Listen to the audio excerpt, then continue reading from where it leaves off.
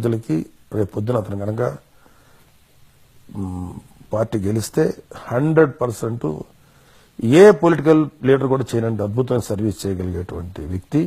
ఎందుకంటే అతనికి ఏ స్వార్థం లేదు. ఆ డబ్బులతోటి వెనకాల పోగేసి కోట్లు పోగేసి సుఖపడదామని కోరిక లేదు. ఓ పెద్ద పెద్ద కార్లు కొనుక్కోవాలని కోరిక లేదు. పెద్ద పెద్ద బిల్డింగ్లు కట్టాలని కోరిక లేదు. కాకపోతే నిజంగా చెప్పాలంటే కళ్యాణ్ బాబు కంపల్సరీ యాక్ట్ చేయాలి.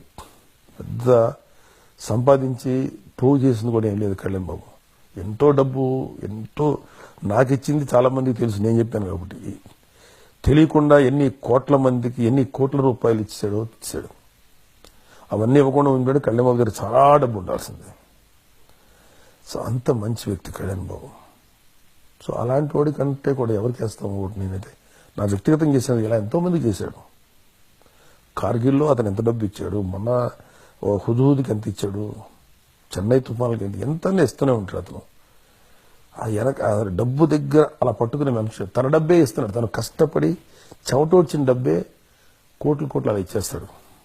అలాంటి వాడు రేపు రాజకీయాల్లోకి వస్తే ఎలాంటి సర్వీస్ చేస్తాడో ఒకసారి ఊహించండి. He's the best option for Andhra Pradesh politics in coming years. Kalyan Babu మించినటువంటి గొప్ప ఆప్షన్ ఆంధ్రప్రదేశ్ రాజకీయాలకి లేదు, ప్రజలకు లేదు. This is my strong opinion. Kalyan Babu ఒక అద్భుతంగా మారబోతున్న ఒక గొప్ప రాజకీయ నాయకుడు. That's all.